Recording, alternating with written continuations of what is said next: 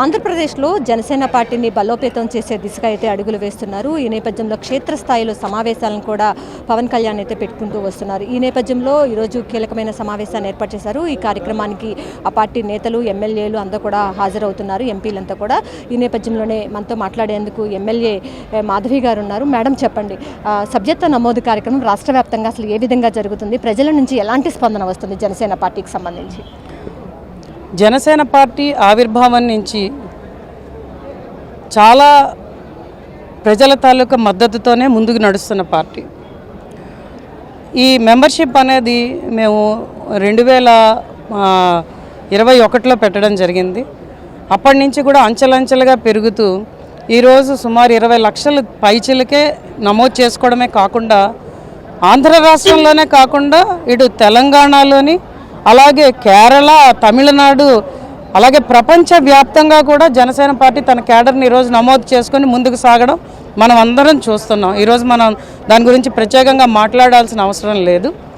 పవన్ కళ్యాణ్ గారు అయితే ప్రత్యేకంగా మీరు చూసే ఉంటారు, ఇంతకుముందు ప్రోగ్రాం కూడా నామినేటెడ్ పోస్టులు ఇవ్వగానే ఎంతో వినూత్నంగా పదవీ బాధ్యత అనే కార్యక్రమాన్ని పెట్టి నామినేటెడ్ పోస్టులు వచ్చిన ప్రతి ఒక్కరిని కూడా ఇక్కడికి ఇన్వైట్ చేసి వాళ్ళకి దిశానిర్దేశం చేశారు.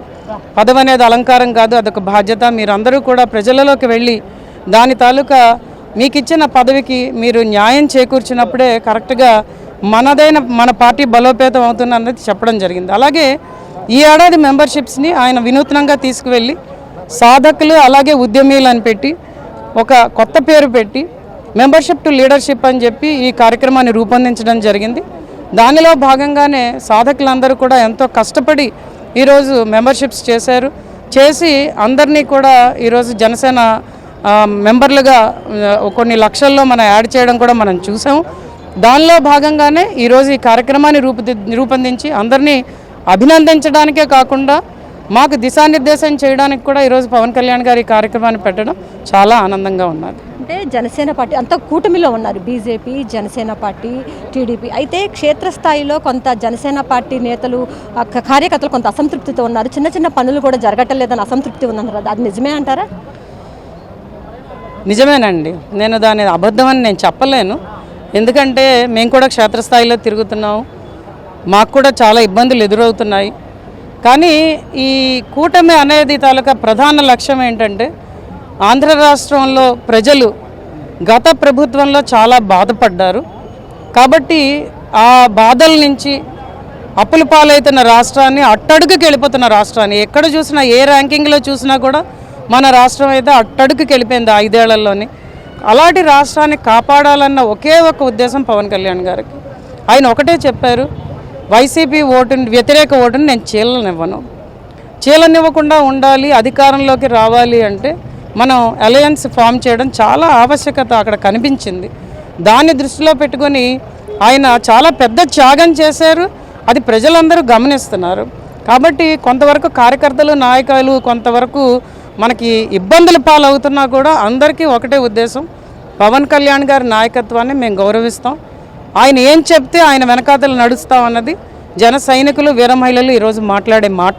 సో అందుకని చెప్పి ప్రజా ప్రయోజనాలు, రాష్ట్ర ప్రయోజనాలని దృష్టిలో ఉంచుకొని ఆయన చేసిన త్యాగాన్ని ప్రజలు గుర్తించారు. ఖచ్చితంగా దానికి తగ్గ ఆయనకి ఆ పదవి కానీ, ఆయన పదవులను లెక్క చేయరు, అధికారాన్ని కూడా ఆయన లెక్క చేయరు. కానీ ఆయన గుండెల్లో పెట్టుకుంటున్నారు ప్రజలు. ఈరోజు అడవి తల్లి బాట అయితేనే, ఆయన ఇస్తున్న రోడ్లు అయితేనే, సనాతన ధర్మాన్ని గౌరవిస్తూ దేవాలయాల కోసం ఆయన ఇస్తున్న ఫండ్స్ అయితేనే, ఇవన్నీ చూస్తున్నప్పుడు మనకేమనిపిస్తుందంటే ఖచ్చితంగా పవన్ కళ్యాణ్ గారు ఒక వ్యక్తి కాదు, అదొక శక్తి.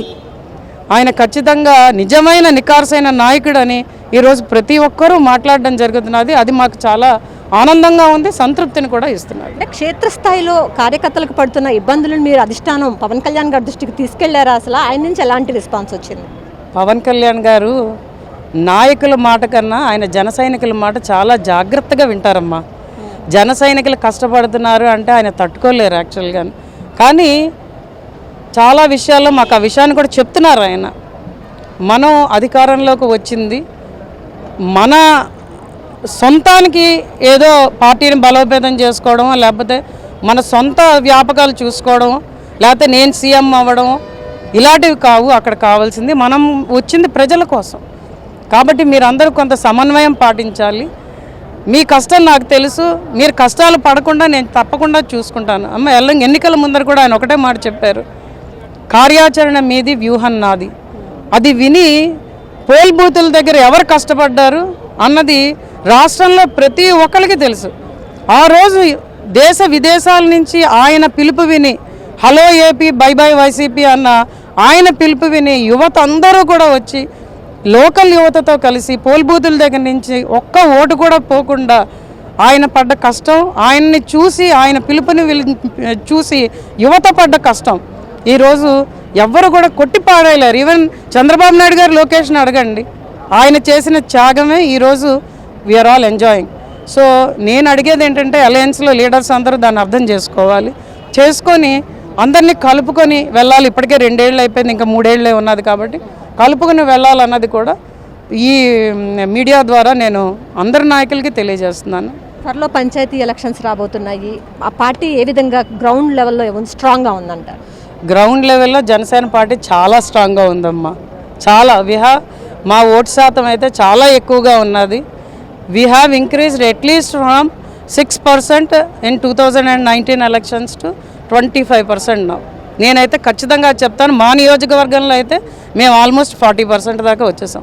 దెర్ ఇస్ నో వైసీపీలో ఉన్న క్యాడర్ అందరూ కూడా పార్టీతో విసిగిపోయి ఆ పార్టీ కార్యక్రమాలు చూసి వాళ్ళ తాలూకు కుళ్ళు కుతంత్రాలు భూదందాలు కబ్జాలు చూసి ఈరోజు మా పార్టీలో చేరడం జరిగింది. నా వెనకాతలు నించిన చాలామంది వైసీపీ నుంచి నాకు సీట్ రాకముందరే నా దగ్గరికి వచ్చేసారు. పంచాయతీ ఎన్నికలకి మొత్తం క్లీన్ స్వీప్ చేసేస్తారా కూటమి అక్కడ? ఖచ్చితంగానమ్మా. తెలుగుదేశం జనసేన ఈరోజు మాలో మాకేమైనా విభేదాలు ఉంటే ఉండొచ్చు, అంటే అధికారం పదవుల కోసం కానీ అధికారం కోసం కానీ కొంతవరకు ఉండొచ్చు, కానీ when it comes to election we all listen to only 2 people, Chandrababu Naidu garu, Pawan Kalyan garu. And then we are going to do a clean sweep. And then వైసీపీని కనబడకుండా ఖచ్చితంగా చేస్తామని కూడా ఇప్పటికే అయిపోయిందమ్మా, మీరు మళ్ళీ అడుగుతున్నారు. అయితే పంచాయతీ ఎన్నికల్లో మొత్తం క్లీన్ స్వీప్ చేస్తామని చెప్పైతే మాధవి చెప్తూ ఉన్నారు. ఇప్పటికే క్షేత్రస్థాయిలో ఇటు జనసేన పార్టీ, ఇటు బీజేపీ, ఇటు టీడీపీ బలోపేతంగా ఉన్నాయని, వైసీపీ ఎక్కడా కూడా లేరని, వైసీపీ నేతలు కార్యకర్తలంతా కూడా ఇప్పటికే జనసేన పార్టీలో చేరుతున్నారని మాధవి చెప్తున్నారు. ఇక్కడ పరిస్థితి. కెమెరా పర్సన్ వెంకట్తో లక్ష్మీ, రియల్ టీవీ తెలుగు, విజయవాడ.